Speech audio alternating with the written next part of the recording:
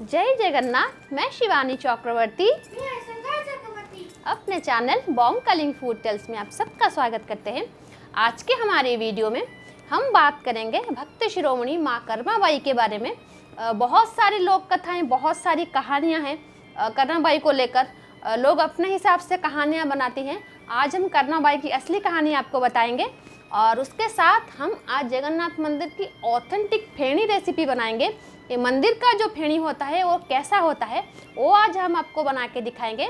तो जैसा हम हमेशा करते हैं, पहले हम बना लेते हैं महाप्रसाद भोग, उसके बाद आके हम बात करेंगे माता कर्माबाई के बारे में। तो आज हम बनाने जा रहे हैं फेणी। जब आप फेणी के बारे में पूरी में आएंगे, अगर आप फेणी की बात सुनेंगे और जगन्नाथ मंदिर की फेणी की बात की जाएगी, तो जो खोजा पट्टी में जो खोजा फेणी मिलता है या फिर जो गोल गोल चक्र का साइज का जो फेणी मिलता है जिसको बोलते हैं चक्र फेणी, वो आपको मिलेगी। वो फेणी के रूप में आपको मिलेगी और वो फेणी होता ही है। लेकिन मंदिर में जो फेणी के रूप में भोग में लगता है वो नहीं होता। जो मार्केट में मिलता है फेणी के रूप में, वो मंदिर में फेणी के रूप में नहीं होता और कोठो भोग में तो बिल्कुल नहीं होता। तो कोठो भोग का फेणी क्या है, किस तरीके से बनता है, वो आज हम बनाएंगे।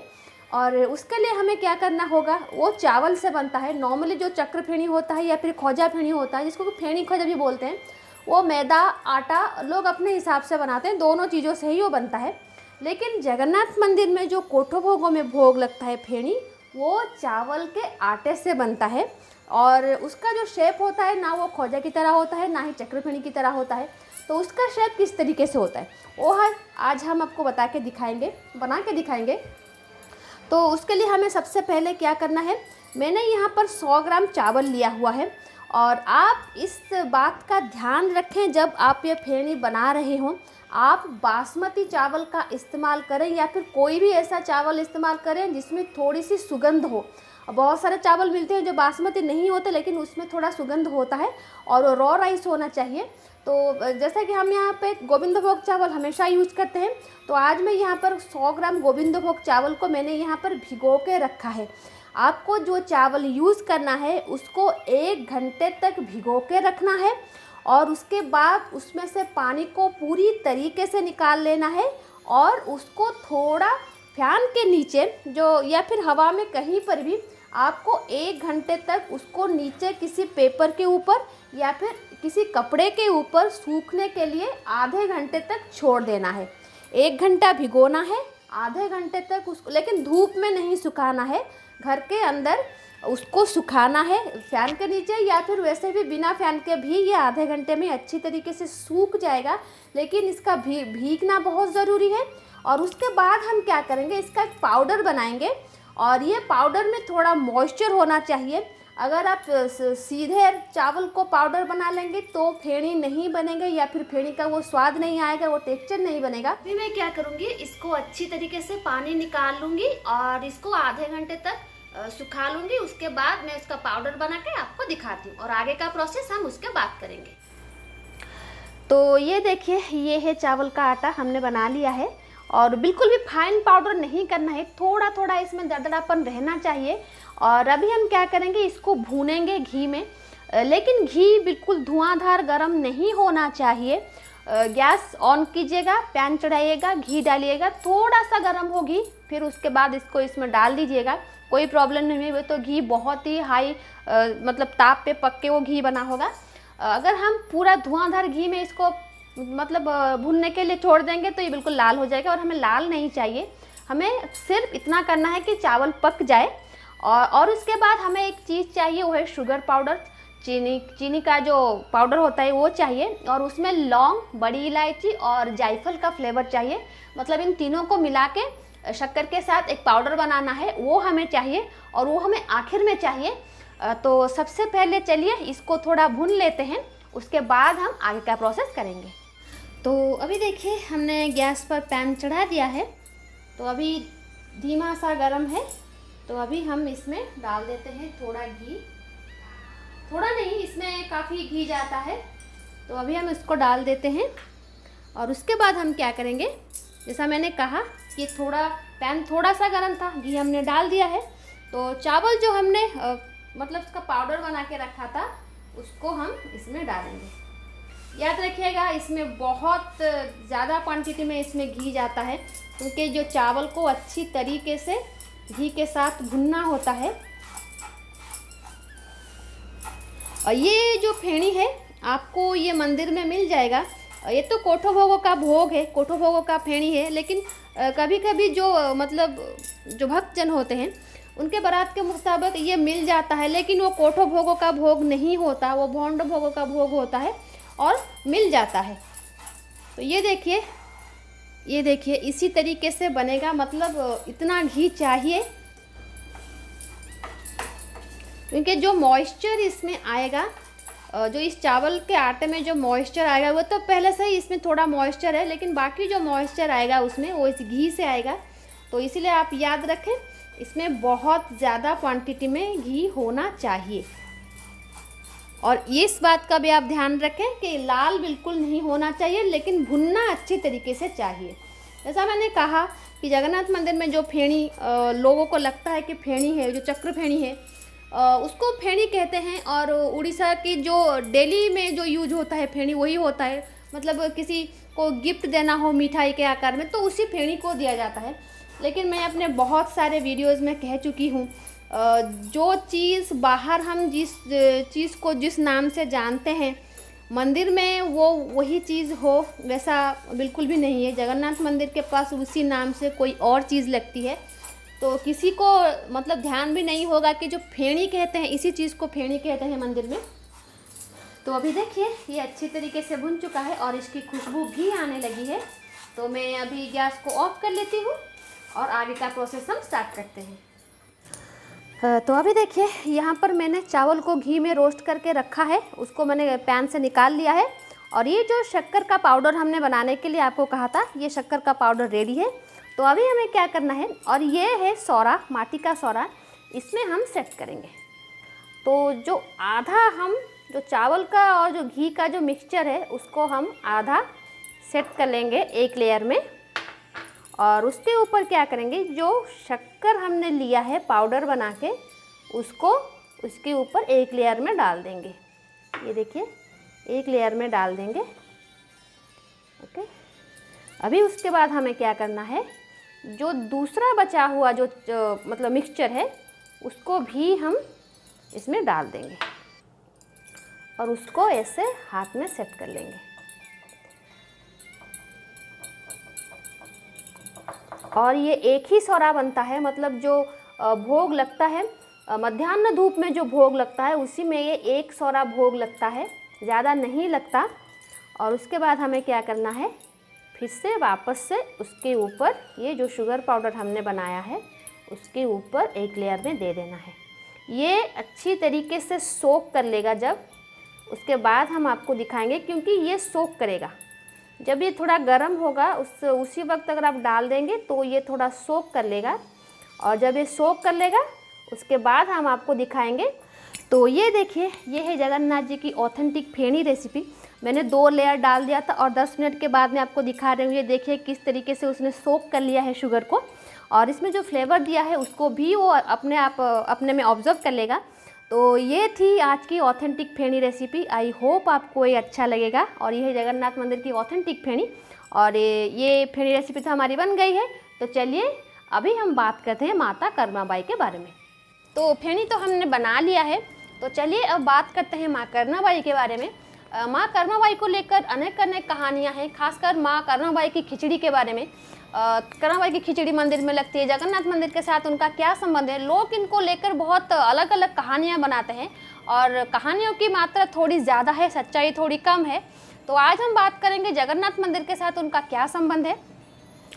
लोग कर्माबाई की जन्मस्थली को लेकर काफ़ी कंफ्यूज होते हैं। कुछ लोग कहते हैं कि नागपुर महाराष्ट्र से थी, और कुछ लोग कहते हैं कि जालौर राजस्थान से थी।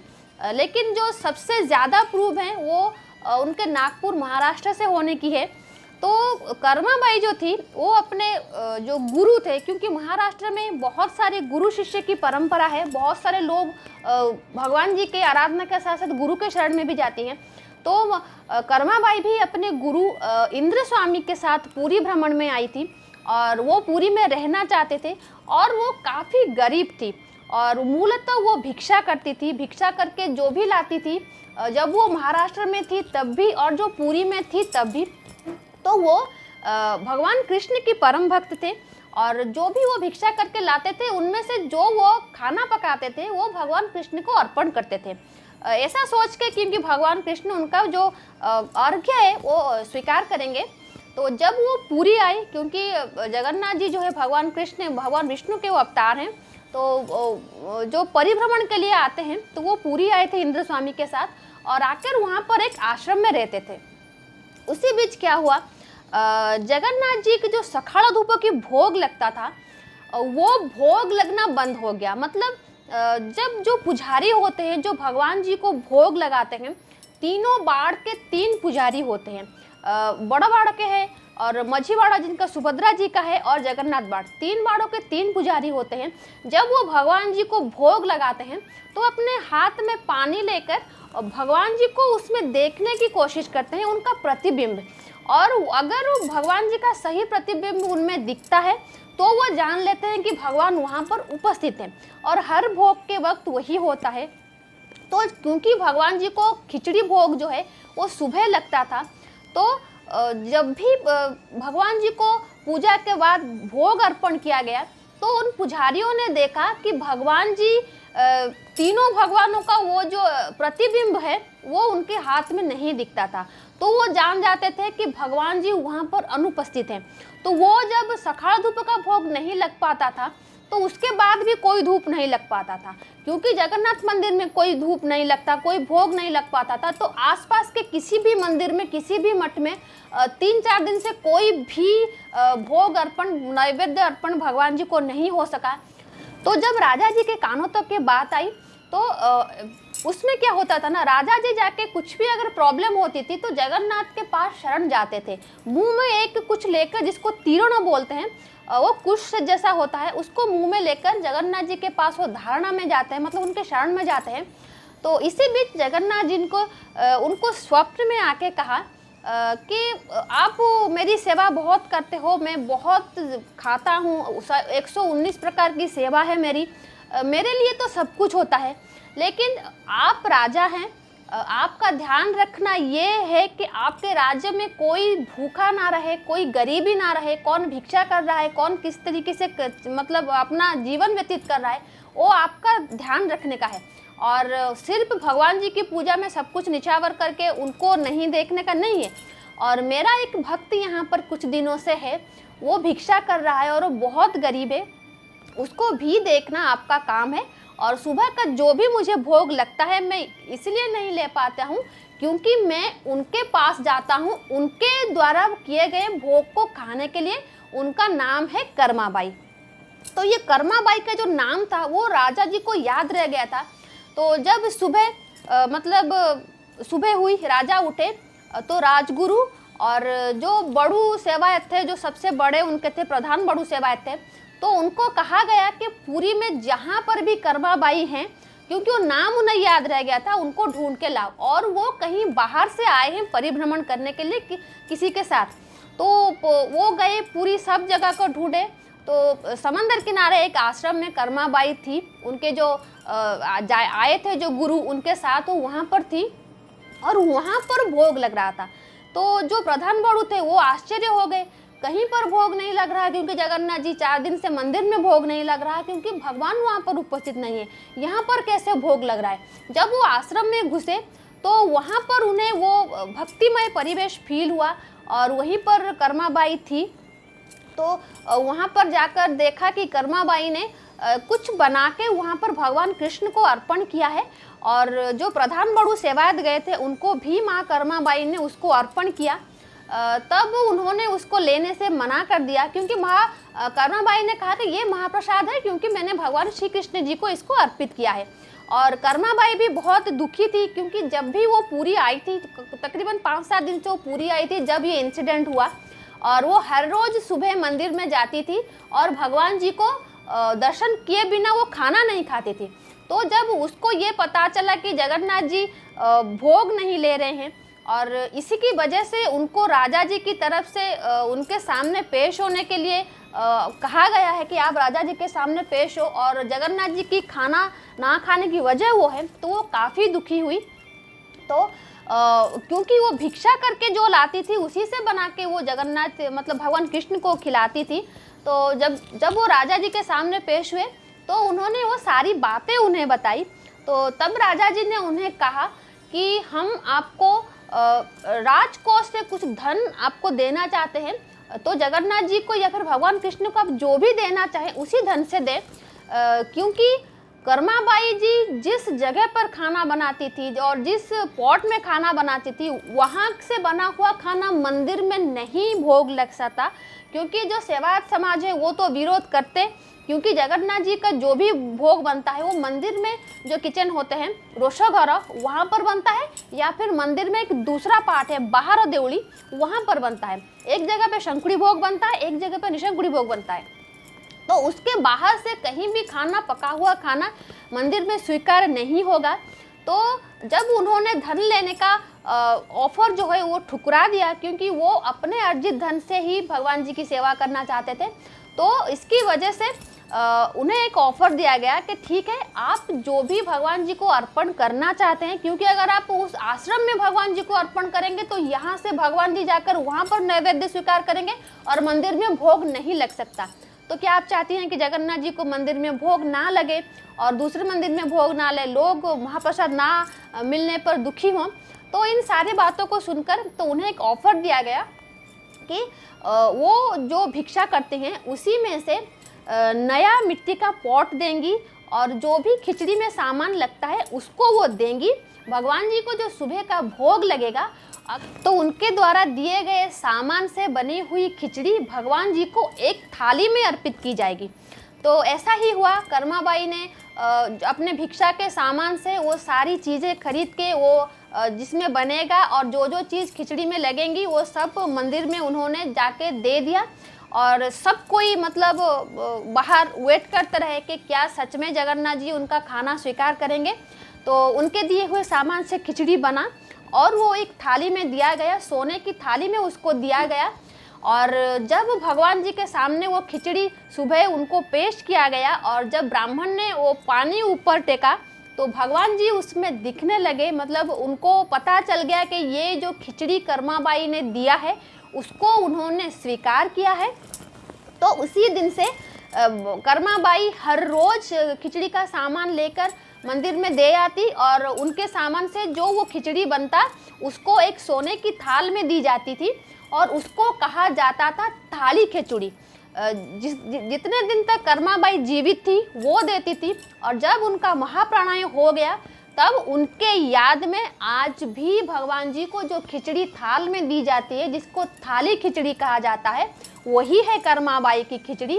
कर्माबाई की खिचड़ी के नाम से कोई दूसरी खिचड़ी नहीं बनती। लोग अगर कहते हैं कि ये कर्माबाई की खिचड़ी है, कोई अलग खिचड़ी है, तो वो गलत बात है। जगन्नाथ जी के मंदिर में जो भी खिचड़ी बनता है वो मेरे खिचड़ी के एपिसोड में मैंने कहा था एक टाइप की खिचड़ी बनती है, उसको 50 नामों से वहाँ पर बोला जाता है। कर्माबाई की खिचड़ी, ताटो खिचड़ी, मौजूदी खिचड़ी, मेंढा मुंडिया खिचड़ी, माँ मंगला खिचड़ी, बहुत सारे नामों से कहा जाता है। लेकिन नाम इसलिए होता है क्योंकि वो जिसको जाएगा वो भोग उसी के नाम से वो वहाँ पर भगवान को समर्पित किया जाता है। जैसे थाली खिचड़ी हो गया माँ कर्माबाई के नाम पे, ताटो खिचड़ी जो है जो ताटो में दिया जाता है वो राजा जी को जाएगा। और उसी चीज़ को याद करने के लिए माँ कर्माबाई के निधन के बाद मंदिर में वो थाली खिचड़ी का प्रचलन है, जिसको मंदिर में थाली खिचड़ी कहा जाता है, वही है कर्माबाई की खिचड़ी। और रथ यात्रा के दिन भगवान जी को जो खिचड़ी लगता है वही थाली खिचड़ी खा के वो रथ के ऊपर आते हैं, इसलिए लोग कहते हैं कि कर्माबाई की खिचड़ी खाकर आते हैं। ऐसा कोई अलग कर्माबाई की खिचड़ी नहीं है, माँ कर्माबाई के नाम से वो खिचड़ी दी जाती है। लेकिन हाँ, जितने दिन तक वो जीवित थी उन्होंने जगन्नाथ जी के लिए अपने भिक्षा की हुई धन से संग्रहित जो धन था उसी में से ही सामान खरीद के उन्होंने जगन्नाथ जी को वो खिचड़ी का भोग का प्रबंध किया था। तो ये थी कर्माबाई के बारे में छोटी सी जानकारी। और हाँ, कर्माबाई की जो खिचड़ी जहाँ पर बनती थी वो जो पॉट होता था उसको कहा जाता है बाई हांडी। और जगन्नाथ मंदिर में जितने सारे मिट्टी के पॉट यूज होते हैं सबसे बड़ा है वो, उसमें पका तो नहीं जाता लेकिन उसमें भर के उस बाई हांडी में भर के खिचड़ी जो है वो रत्न सिंहासन के पास लेके जाते हैं और उस हांडी से निकाल के थाल में दिया जाता है और जो करमाबाई के नाम से जो हांडी जाती है उसको कहा जाता है बाई हांडी, और वो सबसे बड़ी हांडी होती है जितनी भी माटी की हांडी मंदिर में यूज होता है। तो करमाबाई और करमाबाई की जो ये कहानी है लोग अपने हिसाब से कहते हैं, और जो सबसे ज़्यादा मतलब विश्वास योग्य कहानी है, कहानी तो नहीं कथा है, और जो मंदिर में जिसकी प्रचलन है ये यही है। अगर कुछ लोग कहते हैं कि वो महाराष्ट्र जगन्नाथ जी जाते थे, खाकर वापस आते थे, कोई मतलब नहीं बनाती थी, शुद्ध पुत से नहीं बनाती थी, ऐसा कुछ कहानियाँ होती हैं। जी नहीं, वो सत्य नहीं है। और सबसे ज़्यादा इसी को मानते हैं कि वो आई थी यहाँ पर करमाबाई और यहाँ पर रही थी, और बाकी जीवन भी उन्होंने यहाँ पर व्यतीत किया था। तो ये थी छोटी सी जानकारी करमाबाई के ऊपर और बाई हांडी के ऊपर। और हमारी जो आज की भोग की रेसिपी थी वो भी आपको अच्छा लगा होगा, आई होप। तो आज के लिए इतना ही, रहते हैं। जय जगन्नाथ, जय माँ काली।